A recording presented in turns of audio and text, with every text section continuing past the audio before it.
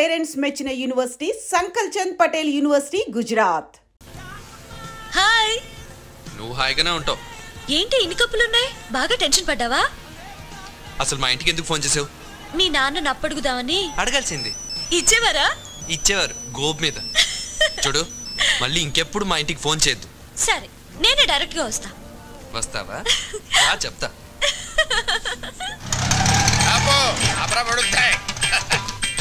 ఎంతైందో?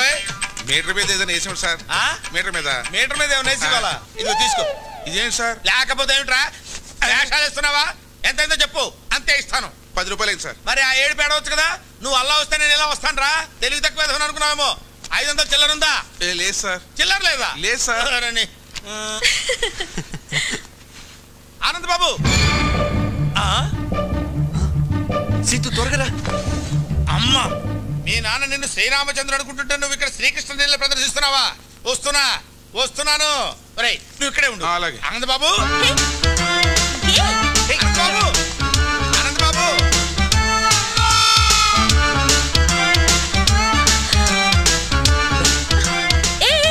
ఏంటిదంతా? ఎవరైనా చెప్తాను పద.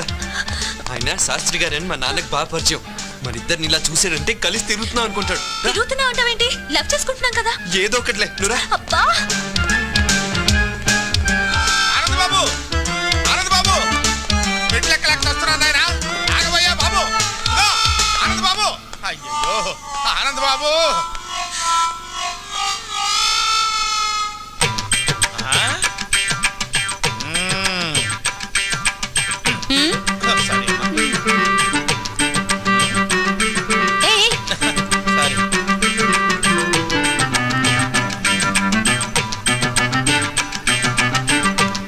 బాబు, ఏం లేదు.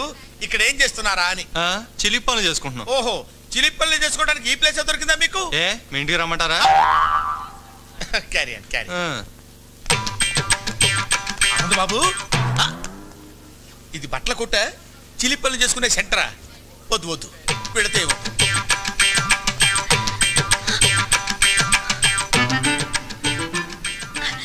మళ్ళీ హక్ చేసుకోవా ప్లీజ్? అచ్చిపా శాస్త్రి గారు. అయ్యో అమ్మా, అక్కడ దూరారా? వస్తున్నా.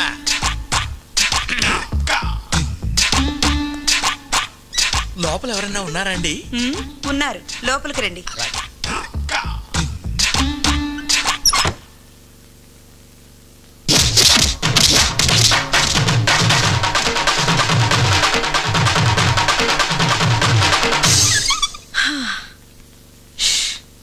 అబ్బా,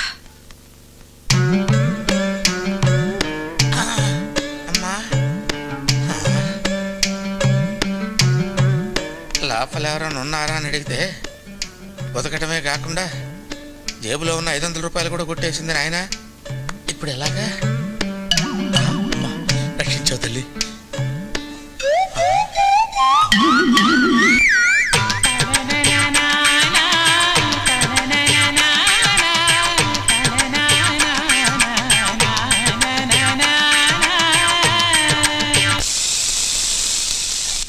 హలో అమ్మా.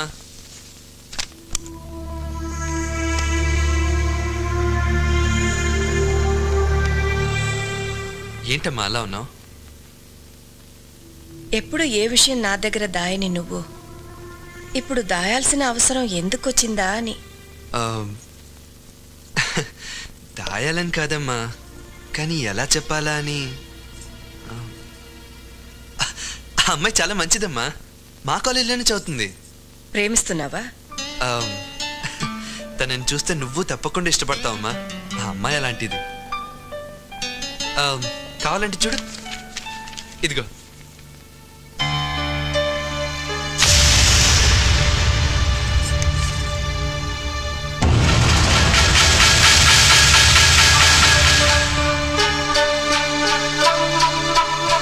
ఇది వాళ్ళ అమ్మ బొమ్మ. ఇది వేసి తను మా కాలేజ్ తరఫున ఫస్ట్ ప్రైజ్ గెలుచుకుంది.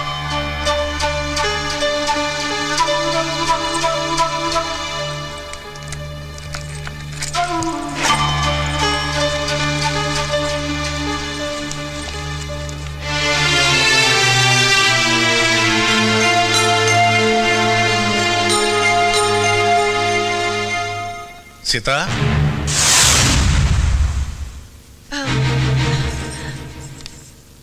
ఏమిటి చూస్తున్నావు? అది అది అది ఏం లేదండి.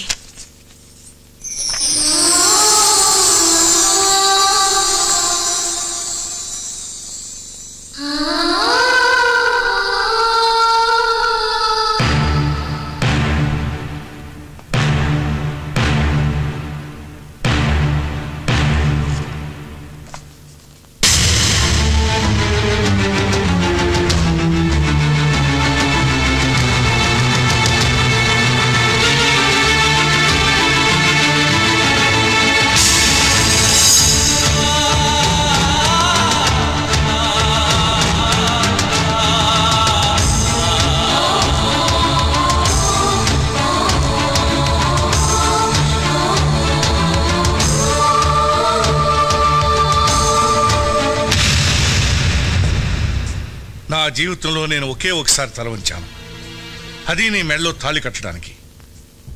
కానీ నీ కూతురు నన్ను జీవితాంతం తలెత్తుకునేవ్వకుండా చేసింది.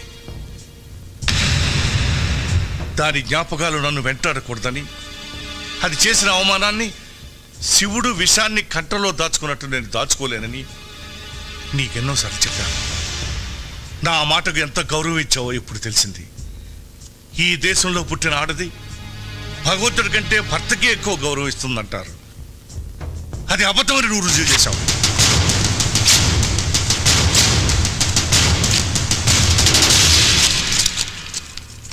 ఎందుకండి చనిపోయిన దాని మీద అంత కోపం?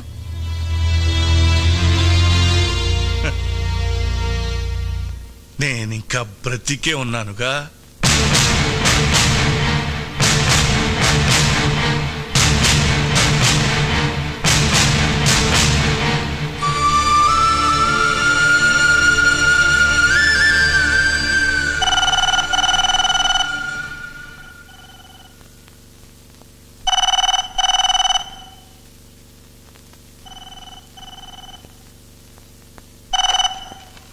హలో ఆనంద్,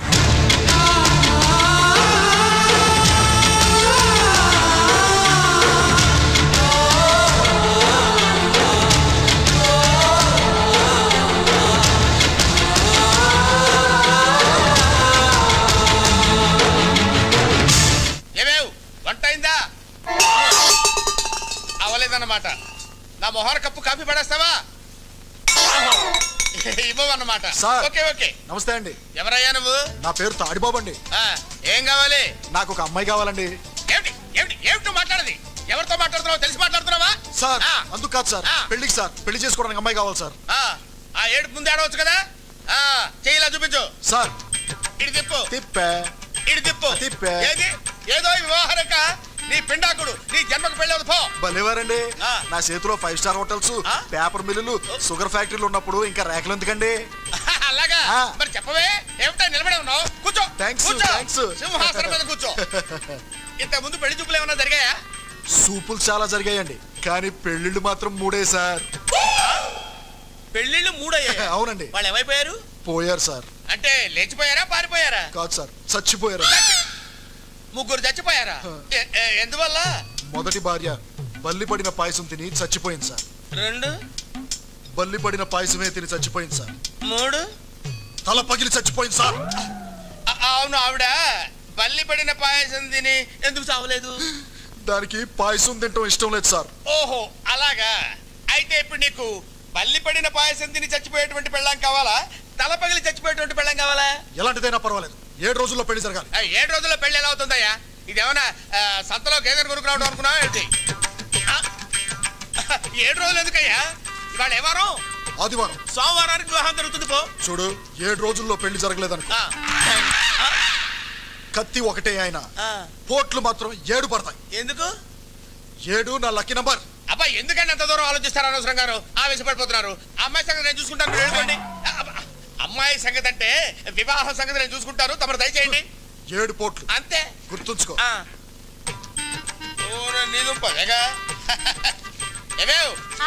కాఫీ పెడతావా? చూసి తీసుకొస్తానండి. ఓహో, ఈ స్మెల్ వచ్చేసిందే నీ లోపలికి.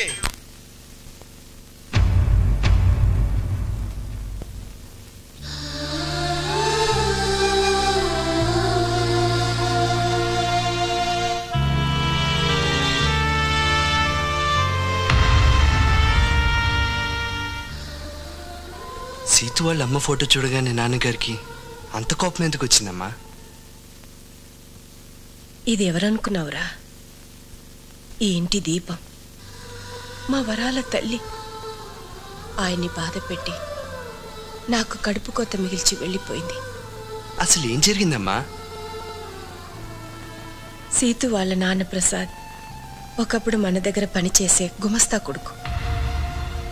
అతను తండ్రి చనిపోతే మన ఇంట్లో పనిచేయడానికి వచ్చాడు. ఎరా చదువుకుంటావా, పని చేస్తావా? చదువుకుంటానండి. అయ్యా, వాడి చిన్నపిల్లాడు, వాడికేం తెలీదు. ఏదైనా పనిపించండి అయ్యా. ఏ వయసులో చేయాల్సిన పని ఆ వయసులో చేయాలి. వీడిని నేను చదివిస్తాను. అలా అతన్ని చదివించి పెంచి పెద్దవాడిని చేసి ఆఖరికి పెళ్లి సంబంధం కూడా నిశ్చయిస్తే మొట్టమొదటిసారి ఆయనకు ఎదురు తిరిగాడు. నాకు తెలియకుండా నా పెళ్ళెందుకు నిశ్చయించారు సార్? నువ్వు ఎక్కడ చదవాలో ఏం చదవాలో నిన్ను సంప్రదించే చేశానా? అది చదువు, ఇది జీవితం సార్. నేను మాట ఇచ్చేశాను. మీ మాట కోసం ఇష్టం లేని అమ్మాయిని పెళ్లి చేసుకుని జీవితాంతం బాధపడమంటారా? అసలు అమ్మాయిని చూడకుండా ఇష్టం లేదని ఎలా చెప్తున్నావు? నేను వేరే అమ్మాయిని ఇష్టపడుతున్నాను కనుక. ఎవరు అమ్మాయి? మీనాక్షి.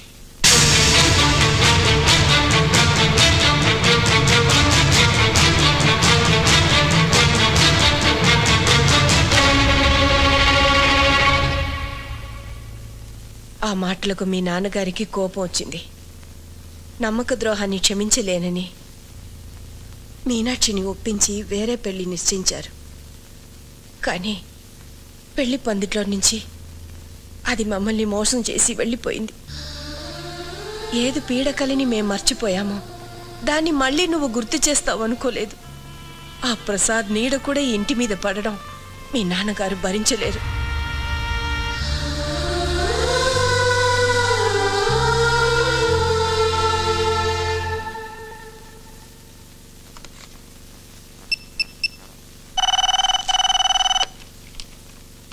హలో,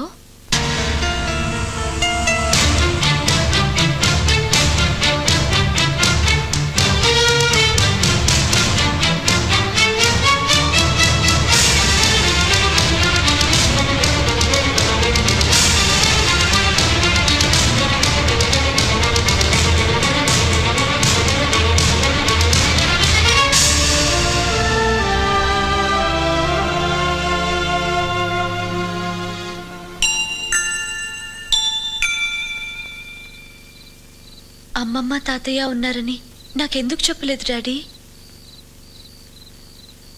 మనల్ని మర్చిపోయిన వాళ్ళ గురించి మనమెందుకమ్మా గుర్తు చేసుకోవడం? ఉండి లేనట్టుండే బంధువుల వల్ల జీవితాంతం బాధపడాల్సి వస్తుంది. ఆ బాధని మీ అమ్మ నేను అనుభవించాం. అది నీకు రాకూడదనే చెప్పలేదు.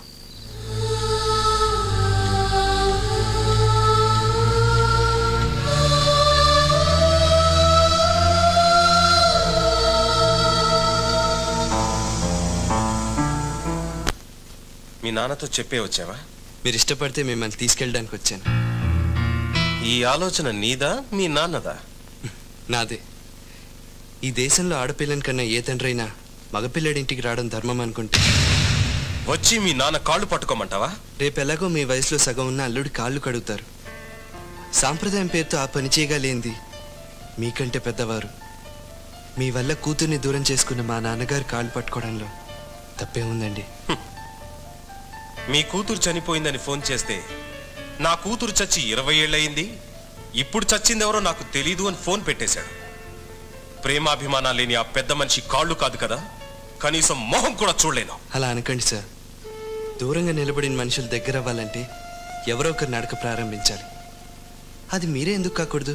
నీకోసం కాకపోయినా నా కూతురి కోసం నడుస్తాను. ఎన్ని వందల వేల మైళ్ళైనా నడుస్తాను. బట్ నేను నడవడానికి ముందు ఈ ప్రశ్నకు సమాధానం చెప్పు. నిన్ను ప్రేమించానని నా సీతు నాతో చెప్పింది. నా కూతుర్ని ప్రేమించానని మీ నాన్నతో నువ్వు చెప్పావా? లేదు, చెప్పవు, చెప్పలేవు.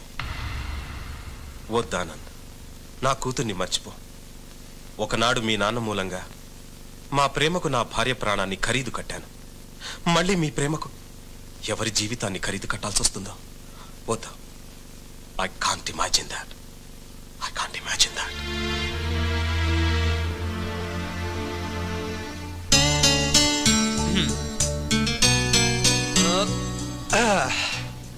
So 50% happy. మీ నాన్న డౌట్ అల్లా మా నాన్న ఒప్పుకోడానే కదా, అక్కడి నుంచే ట్రై చేద్దాం. ఎలా? ఈ డికాక్షన్ మా నాన్న, ఈ పాలు మీ నాన్న.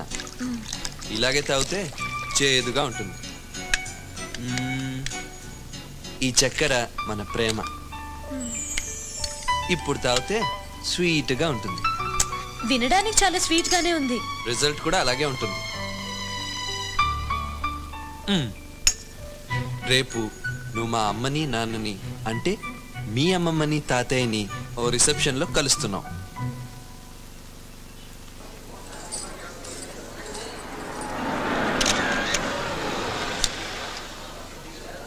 సిటు, నాన్నొచ్చారు.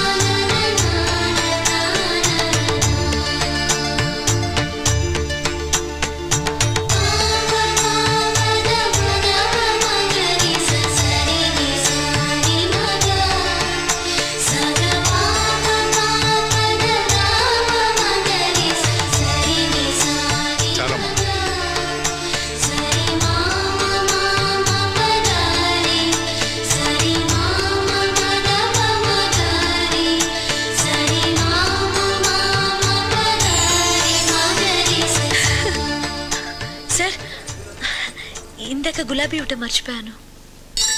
అయ్యో,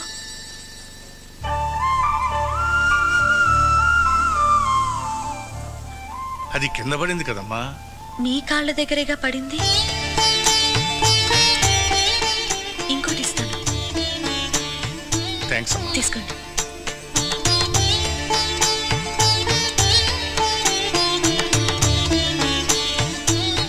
కొంచెం ఎక్కువైనట్టుందే. ఆయన ఆవలిస్తే పేగులు ఎక్కటమే కాదు, కిడ్నీ లివర్ సైజులు కూడా కనిపెట్టగలరు. జాగ్రత్త. నేను ఇక్కడికి వచ్చింది తాతయ్య మనసులోకి వెళ్ళటానికి. ఆయన మనసును గెలుచుకుంటాను చూడు. Good good, carry on.